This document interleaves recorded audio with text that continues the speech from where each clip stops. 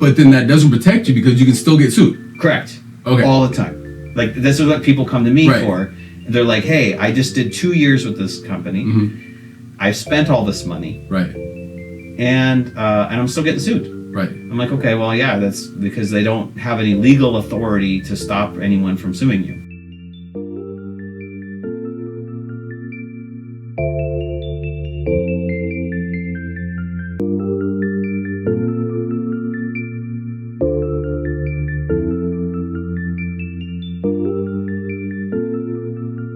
Ryan Alexander. Yes. Here we are. Here we are. We meet again. We do. We meet again. And you know what? As we're going through this bankruptcy series, another question came up. And I think it's a really good question. Because you get this all the time. You see advertisements for this, all the time. What is it and what is it worth it? Okay. So first, debt consolidation. These are businesses that what they do is they come up with a payment plan for you, and you can assign them to talk to your credit card companies, and they will work out a payment plan for you that's a reduced payment plan. Maybe it has some element of forgiveness. Maybe you're only paying half of the loan. Maybe you're paying a little less or a little more, but they'll try and work on some sort of reduction. And then you pay them monthly, let's say $400 a month. Tends to be $400 to $500 tends to be kind of a common number I hear.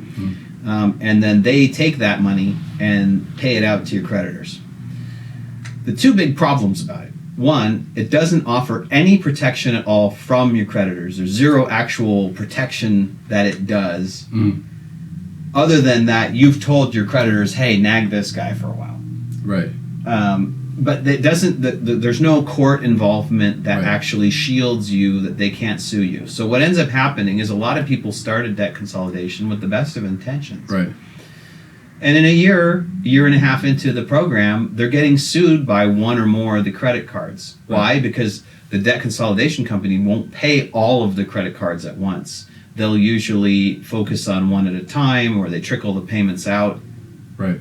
And the next thing you know, you're $2,000, $3,000, $5,000 into the debt consolidation plan, but several of the credit cards have filed suit against you. Right. So it doesn't so you can still you can still do the debt consolidation plan for like what would you say is the average cost of one of those? I see fees between $3,500 and $4,500. Okay, so for them. So you're paying that service $35, $45, but then that doesn't protect you because you can still get sued. Correct. Okay. All the time. Like, this is what people come to me for. They're like, hey, I just did 2 years with this company. I've spent all this money. Right. And I'm still getting sued. Right. I'm like, okay, well, yeah, that's because they don't have any legal authority to stop anyone from suing you. Right. Whereas bankruptcy is a court process that protects you from your creditors. Right. So when you file for bankruptcy, whether it's Chapter 7, like it's a liquidation, or it's a Chapter 13 reorganization, where you are paying back creditors through the court. Right. But while you're in that payment plan through the bankruptcy court, nobody can touch you as far as your prior debt. You can't be sued for it. So it controls everybody. It sets the payment terms, and so Chapter 13 payment plan bankruptcy controls those terms, but offers the protection of the court. So and over time, how much does roughly? Yeah. How much does a Chapter 13 cost over, like, the extent over the time? You mean as far as the monthly, like the payments or the attorney's fees? What's the question? Well, no. Well, the payments would change depending on your income. Right. So Chapter 13 actually is usually based on your own income, not on the amount of debt. Okay, right. So that actually ends up working out better for the person that's filing it, right? Correct. Okay, good. So that seems like... I think the bigger problem, though, with the debt consolidation is that most people who do debt consolidation, they do it out of a moral reason. They want to feel like they've paid back their debts, but they would qualify in Nevada. They would qualify for a Chapter 7. Right. And we could just wipe it out with no payments to creditors. Right. For, $1,500 or less. And then you can you can start fresh. You can start right away. Right. But most people, psychologically, they don't want the bankruptcy on their credit report. They feel bad about it. and so they think, okay, I feel like a better person. And is it going to, how does it affect their credit, right? So if you're in the debt consolidation, right, and you're still late paying, or there's still... Your credit's still nuked. Your Right. credit's still toasted because you're still Right. making late payments. They're still reporting you late. Right. So it does, so there's really, It there's ends still up like being lot. a short-term trade-off. And most Right. people who come in, like obviously the people who are considering bankruptcy, if they call me, but most people who come and met with me, they really regret that consolidation.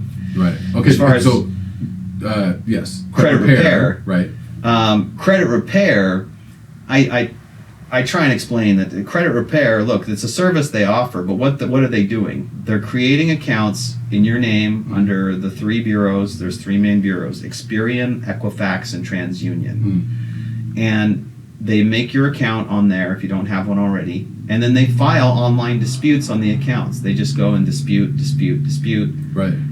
to try and get those removed. When you file a dispute with the credit bureau, the creditor has 30 days to respond.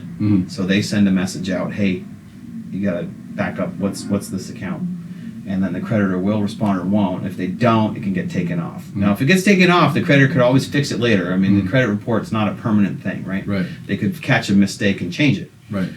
But after your bankruptcy, what you can do is just make those accounts. You go in, you file dispute if it's still listed there saying it's discharged in bankruptcy, and most creditors won't bother re-reporting it. Some of them will say, okay, well, you don't owe anything, but it was discharged in bankruptcy. We're going to put that on it for a few years. They can do that, but most of the creditors will actually not respond. So I advise people, usually credit repair is something you can do for yourself. If you can sit down and figure out how to make a Hulu or YouTube or a Netflix account, Right. you can figure out how to make an Experian or Equifax account, Right. and then click that button that says dispute. It's not hidden. It's one of their main features. Okay. So generally,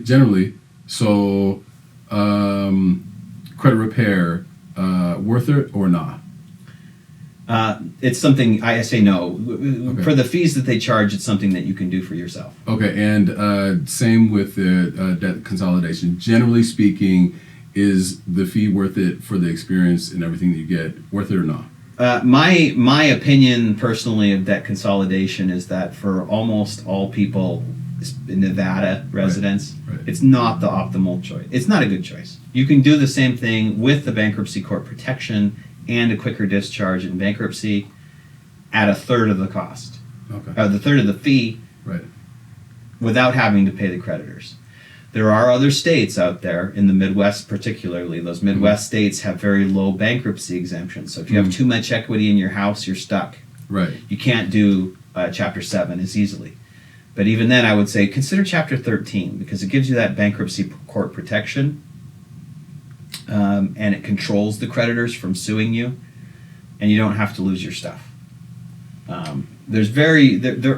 I could think of a situation where you want to do credit or debt consolidation outside of bankruptcy, but that would be a very rare situation where a person has assets that are more than a normal person has, and there's a real reason why they can't file bankruptcy, Okay.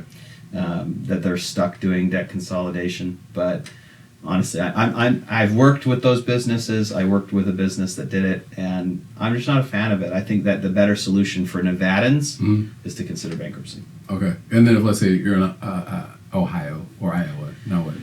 Well, if you're in Iowa or Ohio and you have equity in your home, it's going to be a much lower number. Right. And vehicle. So you're going to have to talk to an attorney locally for that. And, Right. I have to give that disclaimer. Right. But that's when it may make sense, where you've got an asset that you can't get rid of, or you can't, you're stuck with the system being different. But certainly for states like Nevada, and from what I know about Texas and Florida, those states are going to be much more advantageous towards bankruptcy debtors. You want to probably look at the bankruptcy process before paying a lot of money for consolidation. Cool. Okay. Thank you for that. You're welcome. All right.